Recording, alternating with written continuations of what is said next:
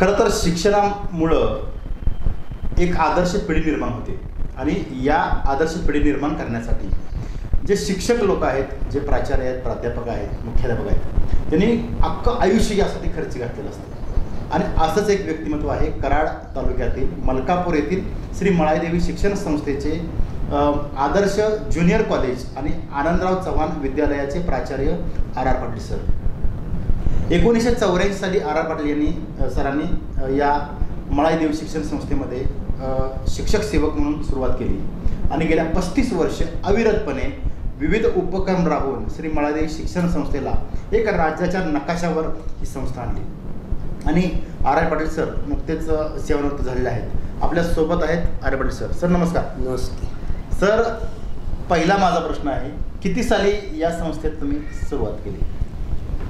आनंदराव चव्हाण विद्यालय पोतले या ठिकाणी 1984 साली मी त्या ठिकाणी नोकरीमध्ये लागलो. अतिशय त्यावेळची परिस्थिती जर आपण पाहिली तर खडतर होती. विद्यार्थी मिळवणंसुद्धा मुश्किल होतं आणि अशा वेळी गावोगावी फिरून त्या ठिकाणी विद्यार्थी गोळा करून त्या ठिकाणी मळाईदेवी शिक्षण संस्थेच्या आनंदराव चव्हाण विद्यालय पोतले या ठिकाणी मी नोकरीची सुरुवात केली. तिथून त्या ठिकाणी माझी बदली ही कन्याशाळा मलकापूर या ठिकाणी झाली आणि त्या संस्थेमध्ये त्या शाळेमध्ये मी जवळजवळ 12 वर्ष ही नोकरी केली.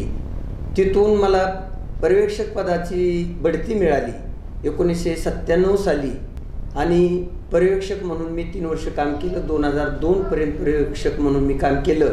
2000ला परत मला त्या ठिकाणी बढती मिळाली. संस्थेनं माझ्या कामाची दखल घेऊन त्या ठिकाणी बढती मिळाली आणि उपमुख्याध्यापक म्हणून माझी परत त्या ठिकाणी नियुक्ती करण्यात आली. सर मी 84चा काळ मी तुम्हाला विचारतो. 84चा काळ जो 35 वर्षापूर्वीचा होता, शिक्षण प्रणाली कशी असायची त्यावेळी?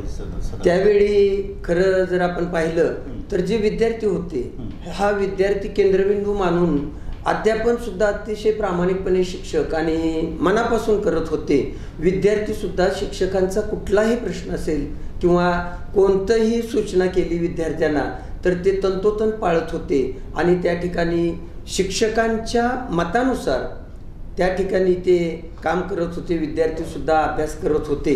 आजचं जर परिस्थिती आपण पाहिली तर त्याच्यापेक्षा भिन्न आपणाला दिसून येते. परंतु त्या काळामध्ये मात्र विद्यार्थी हे शिक्षकांना अतिशय म्हणजे केंद्रबिंदू मानून त्या ठिकाणी त्यांच्या सर्व सूचनांचं पालन करत होते, सगळं ऐकत होते. सर तुम्ही शिक्षक म्हणून सुरुवात केली. मी आता तुमच्या विद्यार्थ्याच्या काळात जाणार आहे. तुमचं मूळ गाव कोणतं आणि तुमचं शिक्षण कुठं झालं? माझं मूळ गाव आटके, कराड तालुक्यातील आटके हे आहे आणि सुरुवातीचं शिक्षण प्राथमिक शाळेमध्येच आटक्याच्या प्राथमिक जिल्हा परिषद. घरची परिस्थिती कशी होती? घरची परिस्थिती अतिशय बेताची होती. आई वडील शेतावरती काम करायचे आणि दिवसभर ते कष्ट करून त्या ठिकाणी आमच्याकडे लक्ष देण्याचे सुद्धा म्हणजे त्यांचं शिक्षण जरी चांगलं असलं तरी सुद्धा आमच्याकडे ते लक्षसुद्धा देऊ शकत नव्हते. आणि अशा काळामध्ये आम्हाला इतरांचं सुद्धा मार्गदर्शन इतकं मिळायचं नाही. शिक्षक हेच आमचे मार्गदर्शक होते. जिल्हा परिषद शाळेमध्ये अतिशय मोजकी मुलं त्या काळामध्ये अटकेच्या होती. त्याच्यानंतर माझं माध्यमिक शिक्षण सुद्धा त्याच ठिकाणी, त्यावेळी त्या शाळेचं नाव होतं न्यू इंग्लिश स्कूल आटके, या शाळेमध्ये माझं त्या ठिकाणी माध्यमिक शिक्षण झालं. तिथून पुढं मी आपल्या जवळच्याच सद्गुरू गाडगे महाराज कॉलेजमध्ये सायन्सला प्रवेश घेतला. विज्ञान शाखेमध्ये मी त्या ठिकाणी BSc झालो. किती टक्के तुम्हाला पडले? त्यावेळची माझी मार्क 67% होती BScची. फर्स्ट क्लासमध्ये मी त्या ठिकाणी उत्तीर्ण झालो आणि अतिशय मला अभिमानानं सांगावं वाटतं की कॉलेजच्या जीवनामध्ये सुरुवातीच्या हालाकीची परिस्थिती होती. घरचे त्या ठिकाणी फक्त आपल्या शिक्षणाचा खर्च ते कष्ट करून माझा भागवत होते आणि त्याच्यावरतीच मी माझा पाय रचला. माझे चुलते आनंदराव पाटील, वडील रघुनाथ पाटील आणि आई पार्वती आणि चुलती इंदुबाई यांनी खरोखरच म्हणजे हा मुलगा दुसऱ्याचा असं न समजता अतिशय चांगल्या पद्धतीने मला शिक्षण दिलं आणि त्यामुळे मी BSc झालो. आणि त्याच्यानंतर मी स्वामी विवेकानंद शिक्षण संस्थेमध्ये कराडलाच B.Edचं शिक्षण पूर्ण केलं, म्हणजे जे शिक्षकासाठी आवश्यक असतं ते शिक्षण पूर्ण केलं आणि मी त्या ठिकाणी B.Sc B.Ed झालो आणि सुरुवातीलाच त्या ठिकाणी पोतली या ठिकाणी माझी नियुक्ती करण्यात आलेली होती. B.Ed आणि तुम्ही B.Ed केलं.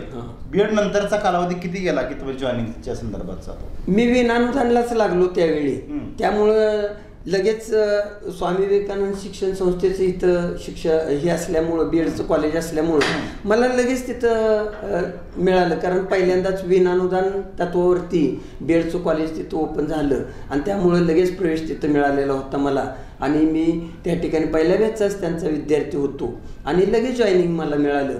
त्या काळामध्ये जर पाहिलं तर B.Sc B.Ed वाल्याला जरा डिमांड होती, म्हणजे मागणी होती. म्हणजे B.Ed B.Sc असू दे BA असू दे कुठल्याही शाखेचा असला तर त्याला डिमांड होतं आणि त्यामुळं मला जवळजवळ रयत शिक्षण संस्थेमध्ये, स्वामी विवेकानंद शिक्षण संस्थेमध्ये, कोकणामध्ये एक 5-7 ठिकाणी तरी कॉल आलेले होते.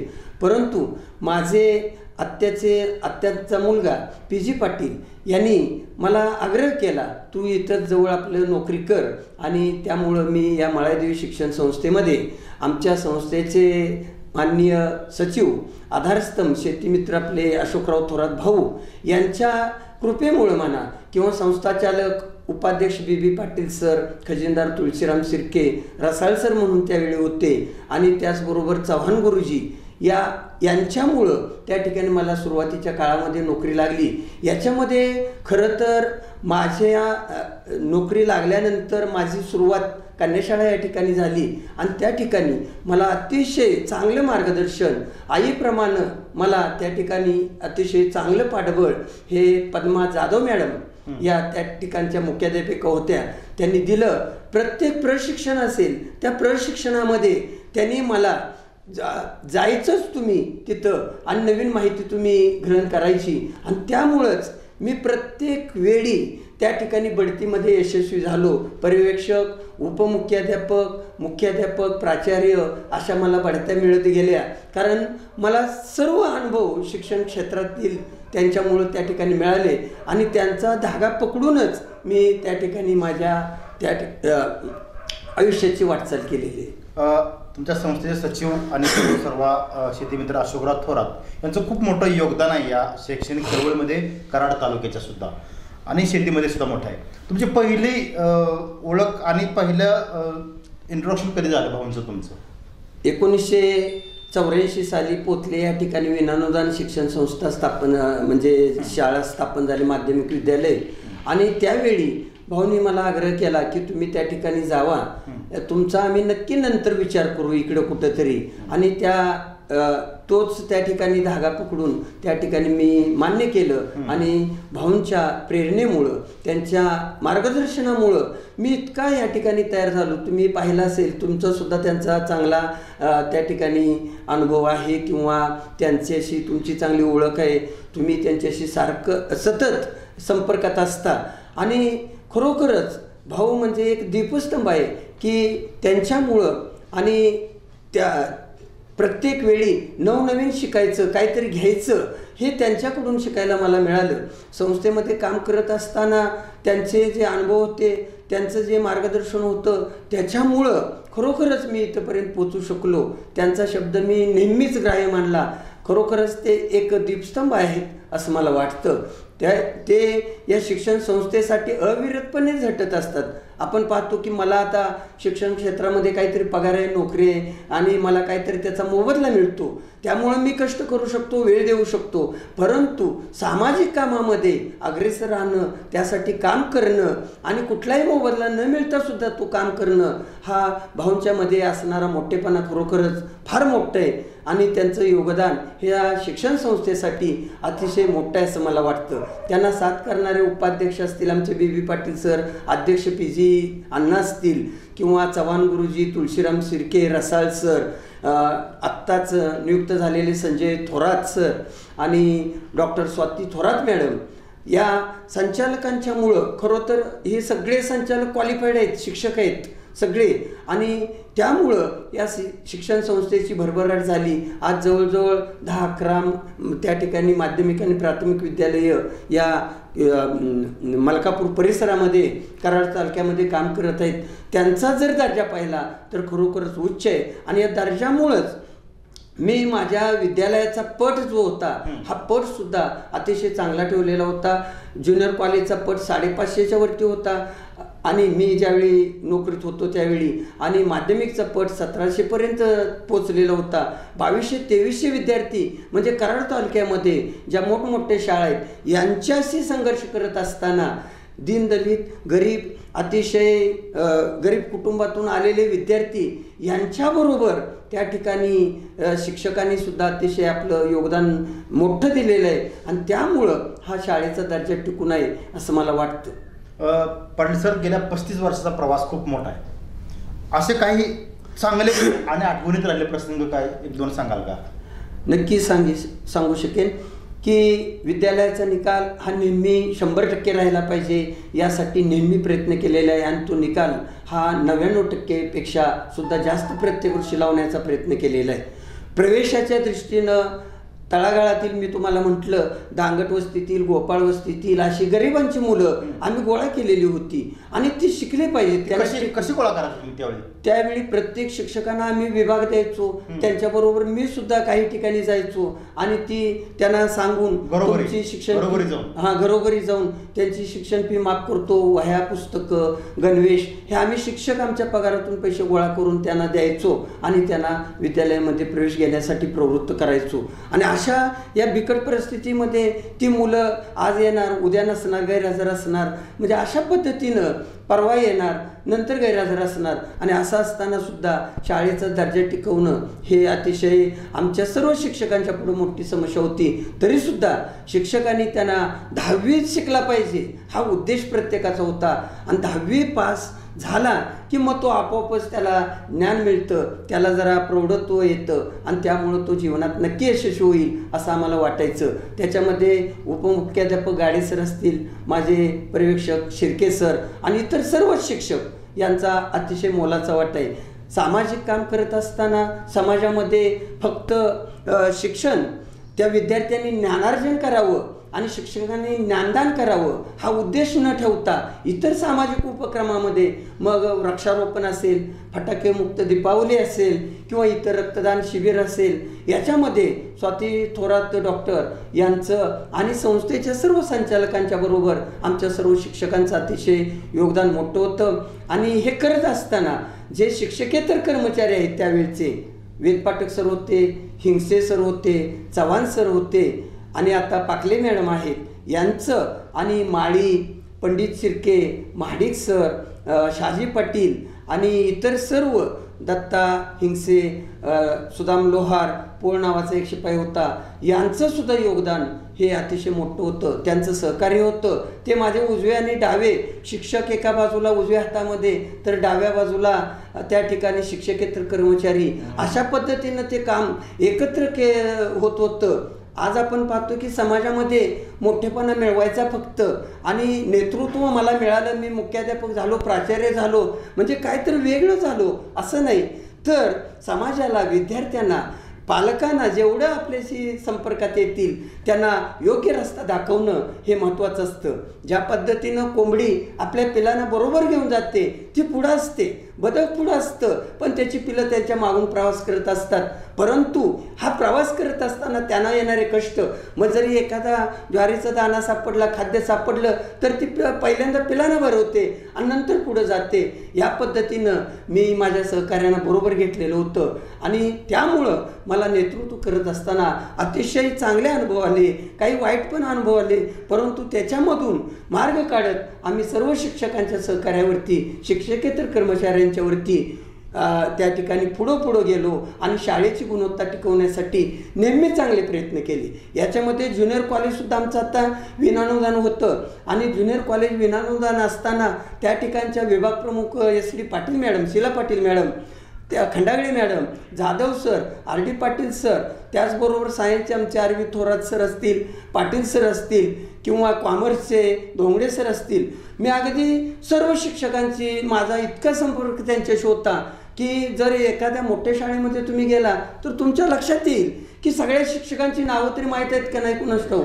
परंतु मला अभिमानानं सांगावं लागतं की जवळजवळ त्या काळामध्ये माझ्या शाळेमध्ये 60पेक्षा अधिक शिक्षक आणि शिक्षकेतर कर्मचारी होते आणि या सर्वांना बरोबर घेऊन काम करत असताना अतिशय मला चांगले अनुभव आले, त्यांचं अतिशय चांगले सहकार्य लाभलं.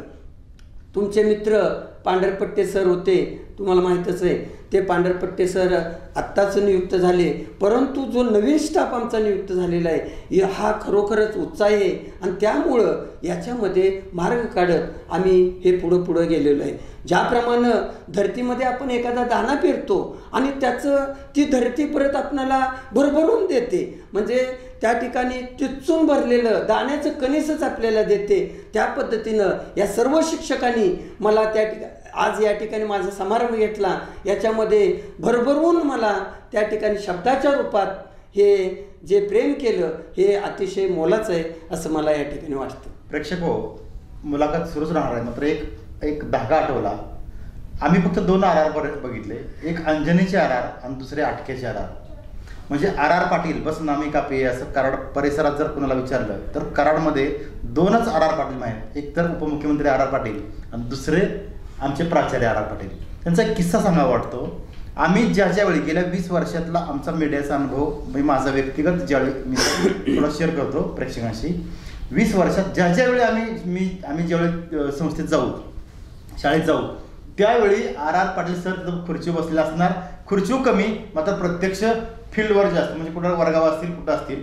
महत्त्वाचं म्हणजे सकाळी 9:30 वाजता गेले तरी RR पाटील सर आहे ते शाळेत आणि संध्याकाळी 7:30 वाजता जरी गेलो, भाऊंची मीटिंग असेल तरीही पाटील सर तिथं आहेतच.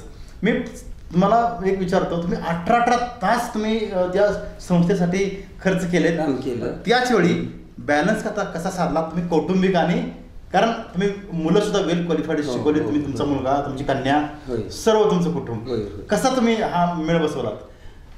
खरं तर कुटुंबाकडं वेळ द्यायला जास्त वेळ नव्हताच, कारण मी सकाळी कॉलेजचं कामकाज हे 7:30ला चालू व्हायचं, 7:30ला तिथं उपस्थित असायचो आणि सायंकाळी 7:30-8 वाजेपर्यंत तरी शाळेत उपस्थित असायचो. अनेक प्रश्न असायचे.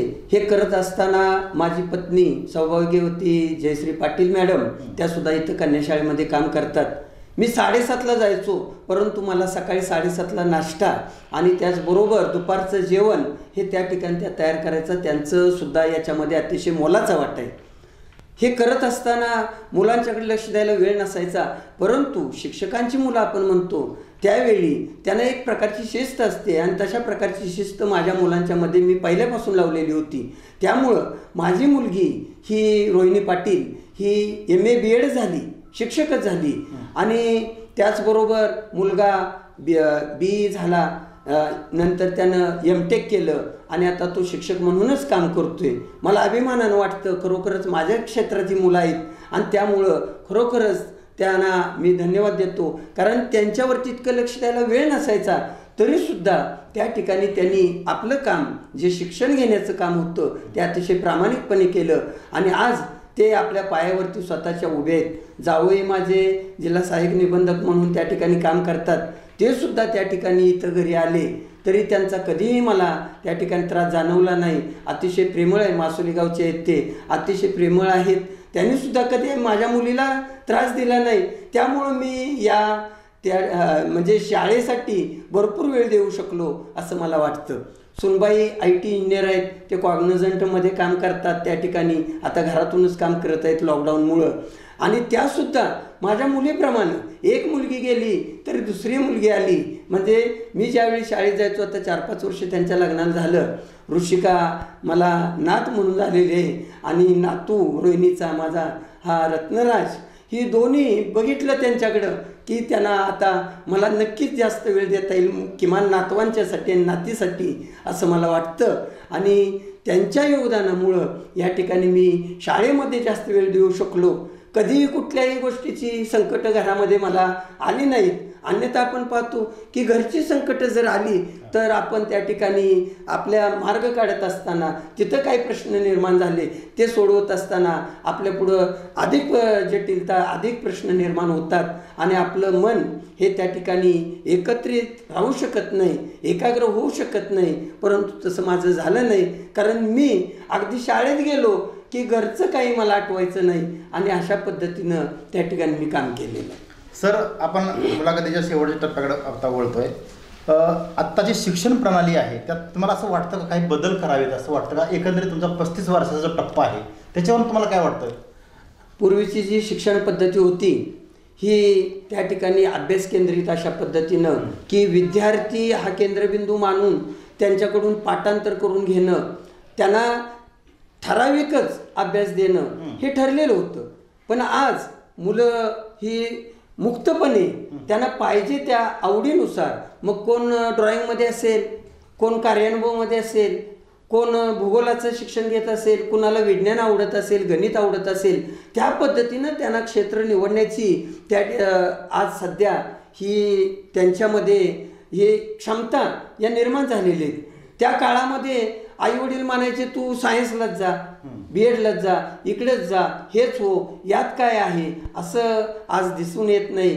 खरोखरच आजची शिक्षण प्रणाली ही चांगली आहे, कारण विद्यार्थी ज्या ठिकाणी त्याच्या आवडीनिवडी आहेत त्या आवडीनुसार तो त्या ठिकाणी आपल्या क्षेत्राची निवड करू शकतो आणि त्यामुळं तो जीवनात यशस्वी होऊ शकतो. आमच्या काळामध्ये कार्यानुभव असेल, RSP असेल, क्रीडा असेल किंवा चित्रकला असेल, या विषयांना नगण्य महत्त्व होतं. परंतु आज त्यांना सुद्धा अतिशय महत्त्व आलेलं आहे. संगीतचे आपण पाहतोय अतिशय चांगले विद्यार्थी तयार झालेले आहेत. आज माझा एक अथर्व पाकले नावाचा विद्यार्थी, हा विद्यार्थी मला सांगावं वाटतं तुम्हाला की या विद्यार्थ्यानं माझं हे चित्र रेखाटलेलं आहे. 7वीचा विद्यार्थी आहे, लक्षात घ्या. आणि हा 7वीचा विद्यार्थी असताना तो एक चित्र रेखाटतो आणि मी त्याला माझ्या सत्कार आज आहे म्हटलं आणि त्यानं कालच एका दिवसात हे चित्र रेखाटलं. म्हणजे त्याला जे ते आवडतं ते क्षेत्र त्याला निवडण्याची क्षमता त्याच्यामध्ये आहे. कारण आजचा चित्रकार सुद्धा अशी चांगली चित्र काढू शकत नाही आणि तरीसुद्धा त्या विद्यार्थ्यानं हे ते रेखाटलेलं आहे. खरोखरच त्याला सुद्धा त्याचं अभिनंदन करावं, कौतुक करावं, तेवढं थोडंच.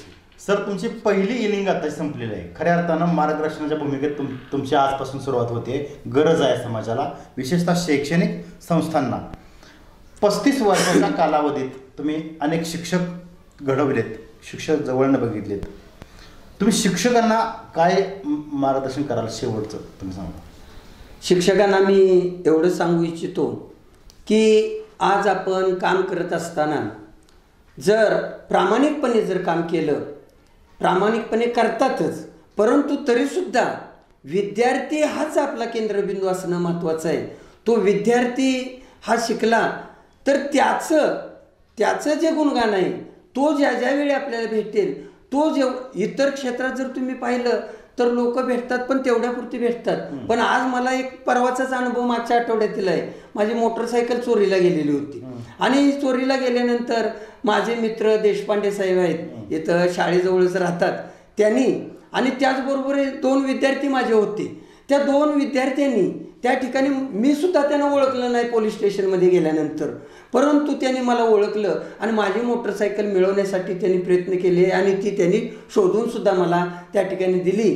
आज आपण पाहतो की कोर्टात जावा, इकडे जावा, पोलिसांच्या म्हणजे याचं आपल्याला अनुभव नसतात आणि तरीसुद्धा त्या ठिकाणी माझी मोटरसायकल त्यांनी शोधून दिली. विद्यार्थी ज्या वेळी आपल्याला भेटतात त्यावेळी त्यांचे आपली जी प्रॉपर्टी तो विद्यार्थीच आहे, लक्षात घ्या.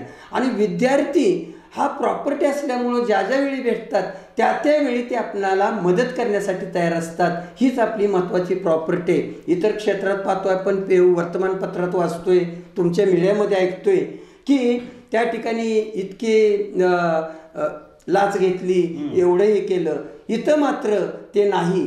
आणि शिक्षणाशी जागृत राहून या शिक्षकांनी जर प्रामाणिकपणे जर प्रयत्न केले तर त्यांची जी भविष्य आहे, त्यांचं जे भविष्य आहे ते खरोखरच अतिशय चांगलं असेल असं मला वाटतं. या ठिकाणी RR पाटील सरांनी आपले 35 वर्ष शैक्षणिक क्षेत्रात घालवली, अनेक पिढ्या या ठिकाणी सुसंस्कृत केल्या. खरं तर आर्य पाटील सर, मी तुमचा आभार मानणार नाही, कारण खरंच गुरुचं कधी आभार मानत नाहीत. ही मुलाखत प्रेक्षकांनी न मानता एक शिष्यानं गुरुच्या केलेली ही गुरुवंदना समजा. खरं तर या गुरुच्या मागं अनेक हात आहेत. अशोकराव थोरात यांचे आशीर्वाद आहेत, सर्व संचालकांचे आशीर्वाद आहेत. याचबरोबर सर्व जे शिक्षक लोक जे आहेत श्री मळाईदेवी शिक्षण संस्थेचं, यांचं खरं हे मोठं एक श्रेय आहे, एक टीमवर्क म्हणता येईल. याच पद्धतीनं आर आर पाटील सरांच्या पाठीमागं त्यांचं कुटुंबसुद्धा मोठ्या ताकदीनं आणि त्यांना सपोर्ट करत होतं. या सर्व कुटुंबाच्या सुद्धा आपण मुलाखती पाहणार आहोत. मात्र आर आर पाटील सर, तुमच्या भावी ज्या संकल्पना आहेत आणि असाव्यात शैक्षणिक क्षेत्रातसुद्धा, यासाठी मी शुभेच्छा देतो. धन्यवाद. धन्यवाद. प्राचार्य आर आर पाटील यांच्या सेवानिवृत्तीनिमित्त सत्कार नुकताच झाला आणि खरं तर 35 वर्षाहून अधिक काळ शैक्षणिक क्षेत्रामध्ये त्यांनी अमूल्य योगदान दिलेलं आहे. सर्व कुटुंब जे आहे ते आपल्यासोबत आहे. खरं तर हे कुटुंब पूर्णपणे आर आर पाटील सरांच्या पाठीशी राहिलं. त्यांच्या सुविधे पत्नी आहेत, सुनबाई आहेत, कन्या आहे, चिरंजीव आणि जावई, या सर्वांचा पूर्णपणे भक्कम पाठिंबा असल्यामुळं आर आर पाटील सरांनी गेल्या 35 वर्षाहून अधिक काळ श्री मळाईदेवी शिक्षण संस्थेमध्ये अत्यंत चांगलं काम केलं. आपल्यासोबत सरांच्या पत्नी आहेत. काय सांगाल सरांचा चांगले गुण, वाईट गुण?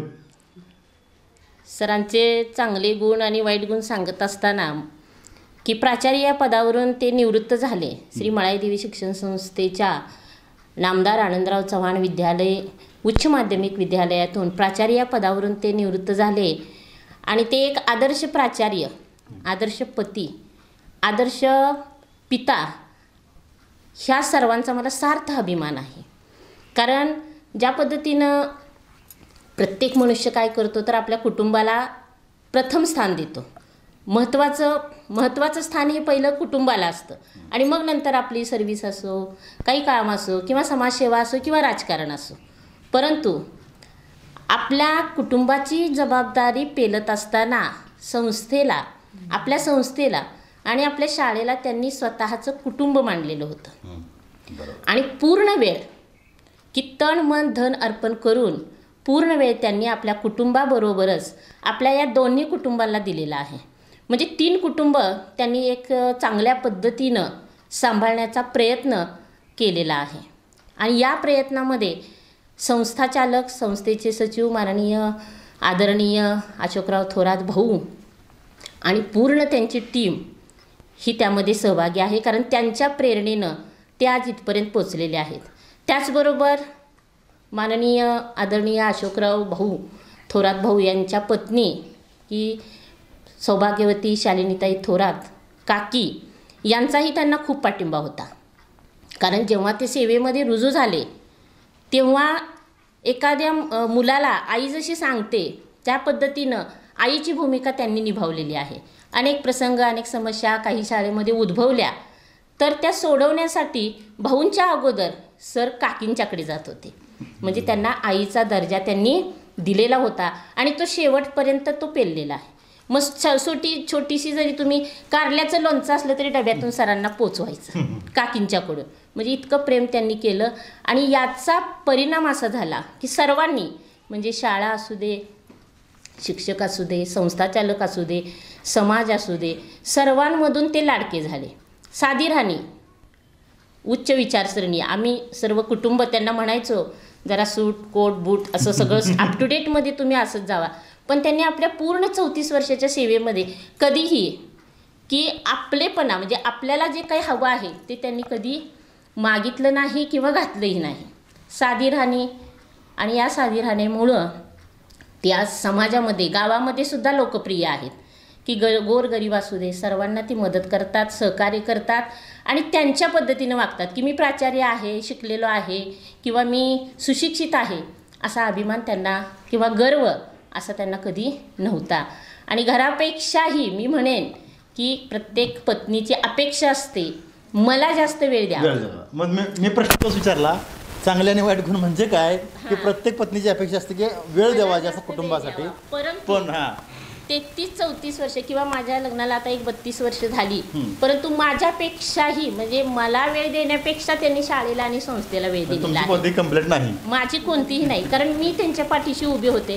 पूर्ण घरातलं काम मी करत होते. म्हणजे त्यांनी फक्त शाळा सांभाळलेली आहे, शाळा आणि संस्था सांभाळलेली आहे. सकाळी 7ला बाहेर, संध्याकाळी टायमिंगच नाही, 8, 9, 10 म्हणजे वेळेचं कधी बंधन नव्हतं किंवा त्यांच्या मागं मी कधी रुखरुख लावलेली नव्हती. पण थोडंसं मनाला वाटायचं एखादा कार्यक्रम असेल तर आपल्याबरोबर आपले पती असावे. कोणत्याही कार्यक्रमाला ते माझ्याबरोबर हजर नसायचे, क्वचित एखादा दुसराच कार्यक्रम. म्हणजे शेवटी कसं आहे, सेवेला त्यांनी खूप महत्त्व दिलेलं आहे आणि तेही मला त्याचाही अभिमान आहे की आपल्या स्वतःच्या कुटुंबाला प्रत्येकजण मान सन्मान देतो, परंतु त्यांनी समाजाला, प्रत्येक गरीब व्यक्तीला सुद्धा त्यांनी मान सन्मान दिलेला आहे आणि याचा मला खूप अभिमान आहे. आणि मी सुखी आहे, समाधानी आहे. मी अशी दुःखी नाही आहे की मला त्यांनी वेळ दिला नाही, पण याचं मला अभिमान आहे की माझ्यापेक्षा की समाजामध्ये जे त्यांचं स्थान आहे हे बघून त्यांच्या वाट्यामध्ये, कार्यामध्ये माझासुद्धा अर्धा वाटा निश्चितच आहे. आणि म्हणून त्यांचा मला अभिमान आहे. आदर्श पती, आदर्श पिता, आदर्श प्राचार्य, आदर्श समाजसेवक आणि गोरगरिबांचे कैवारी म्हटलं तरी वावगं ठरणार नाही, कारण तेवढं ते गावामध्ये, समाजामध्ये करत असतात. आपल्यासोबत त्यांच्या सुनबाई आहेत आणि पूर्ण कुटुंब आहे. काय सांगाल? गेली 5 वर्ष मी या कुटुंबामध्ये सुनबाई म्हणून आहे. पण पहिल्या दिवसापासूनच RR पाटील सर, जे माझे सासरे आहेत, ज्यांना मी पप्पा म्हणते, आणि या आई यांनी पहिल्या दिवसापासूनच लेख म्हणून मला स्वीकारलं. माझ्यात जे चांगले गुण आहेत त्यांना त्यांनी वाव दिला. ज्या गोष्टी चुकायच्या वेळोवेळी त्यांनी मला साथ दिली. ज्याही कठीण प्रसंगांमध्ये मला गोष्टी प्रायोरिटाईज करताना अडचण यायची, आम्ही त्या अगदी दिलखुलासपणे आई आणि पप्पांसोबत डिस्कस करायचो, कारण अर्थातच आयुष्याविषयीचा त्यांचा अनुभव आमच्यापेक्षा जास्त आहे.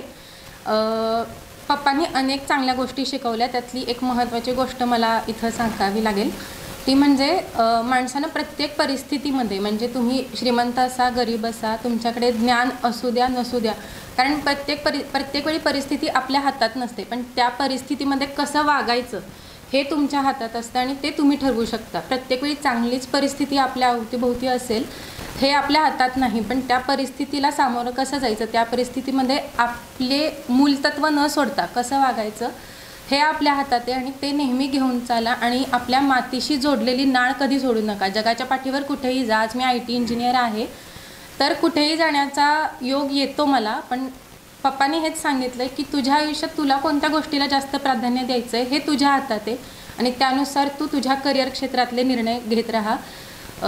अर्थातच ते माझे एक महत्त्वाचे आणि पहिले प्रेरणास्थान आहेत आणि एकूणच आमच्याही जडणघडणीमध्ये त्यांचा मोलाचा वाटा आहे. सरांची कन्या आहे आणि उच्च शिक्षित आहेत सर्व. काय सांगाल? पप्पांविषयी बोलायचं म्हटलं तर खूप साऱ्या आठवणी आहेत. असं म्हटलं जातं की आयुष्याच्या महासागरात आपण उभं राहून पाहताना पायाखालची वाळू जसजशी सरकत जाते तशी वर्षामागून वर्ष निघून जातात आणि आपल्याजवळ राहतो तो म्हणजे आठवणींचा ठेवा. अशा खूप साऱ्या आठवणी माझ्या पप्पांच्या आणि मम्मीबद्दल आहेत.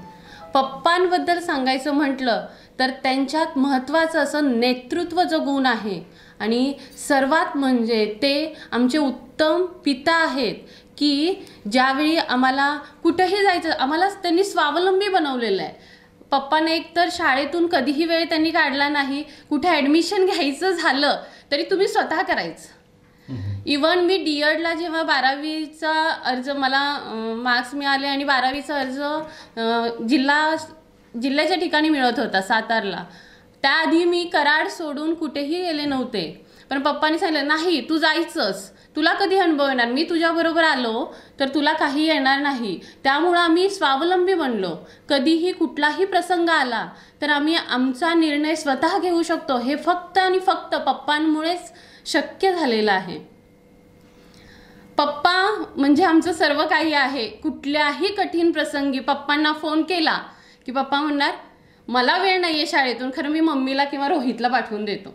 खरं पप्पांचा जो सपोर्ट असायचा ना तो खूप असायचा. तू काळजी करू नको, आजारी पडले तरी ताई तू काही काम करू नको, एक वेळ काम राहिलं तरी चालेल, खरं काळजी घे. खरं त्यांनी स्वतःची कधीच काळजी घेतली नाही. खरं त्यांनी आमची काळजी ही प्रकर्षानं घेतलेली आहे. फक्त या निमित्तानं मी त्यांना एकच सांगते की तुम्ही तुमच्या प्रकृतीची काळजी घ्या. आम्ही तुमच्या आशीर्वादाने सुखी समाधानी आहोत. तुम्हाला चांगले आयुष्य लाभो ही ईश्वरच्यांनी प्रार्थना करते. सरांचे चिरंजीव आहेत आणि त्यांच्या काय भावना आहेत आपण जाणून प्रत्येक घरामध्ये एक कुटुंब प्रमुख असतो आणि तो ती जबाबदारी व्यवस्थित पार पाडत असतो. ती सेम जबाबदारी माझ्या वडिलांनी सर्वांच्या बाबतीत नेटाने आणि व्यवस्थित पार पाडलेली आहे. माझ्या पाठीशी खंबीरपणे उभं राहण्याचं काम त्यांनी प्रत्येक वेळी केलेलं आहे. डिसिजन मेकर मी त्यांना म्हणतो, कारण की कुठलाही डिसिजन घ्यायचा म्हणला की बऱ्याच वेळा आमच्यासारख्या मुलांना वाटतं की हे चुकीचं आहे.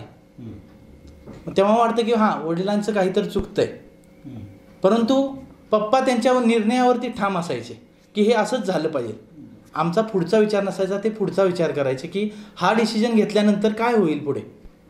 आणि पुढे गेल्यानंतर जरी ते आमच्या निर्णयाशीही सहमत असायचे, ठीक आहे तुला जर ते करायचं आहे तर ते तू कर, पण पुढे गेल्यानंतर आम्हाला जाणवायचे की हां आपला हा डिसिजन चुकीचा होता. पप्पा जे म्हणत होते ते बरोबर होतं हे नंतर जाणवायचं. परंतु असं असूनही त्यांनी आम्हाला त्या संघर्षाला सामोरं जायला सांगितलं की ठीक आहे तुम्हाला वाटतंय ना की तो डिसिजन तुम्हाला घ्यायचा आहे, कुठलाही एखादं गोष्ट असेल ती तुम्हाला करायची आहे करा. म्हणजे कुठल्याही गोष्टीला त्यांचा विरोध नसायचा, परंतु त्या मागची जे काही संकट असतील किंवा काही त्या नंतर प्रॉब्लेम होणार असतील क्रिएट, ते आम्हाला आधीच सांगून ठेवायचे. त्यामुळे ते आम्हाला भावी जीवनामध्ये उपयुक्त ठरत होतं. माझ्या प्रत्येक शिक्षणामध्ये नोकरीमध्ये कुठलीही संकट आली तरी ते माझ्या पाठीशी खंबीरपणे उभे आहेत. कधीही मला काही हवं आहे याची मला सांगायचीही गरज पडायची नाही, कारण की ती गोष्ट त्यांच्याकडून मला ऑलरेडी मिळालेली असायची.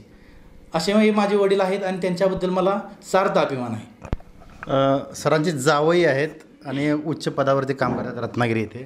सर काय सरांच्याबद्दल सांगायचं तर आमच्या नात्याबद्दल पहिलं सांगतो की आमचं जे सासरे आणि जावई हे जे नातं आहे त्याच्यामध्ये कोणतीही फॉर्मॅलिटी सरांनी ठेवली नाही पहिल्या दिवसापासून. त्यामुळं आजपर्यंत त्यांचं माझ्याशी जे वागणं आहे ती वडिलकीच्या नात्यानेच राहिलेलं आहे. त्यांनी शाळेत जी सेवा केली त्याच्याबद्दल आम्ही काल सत्कार समारंभात बोललेलोच आहे.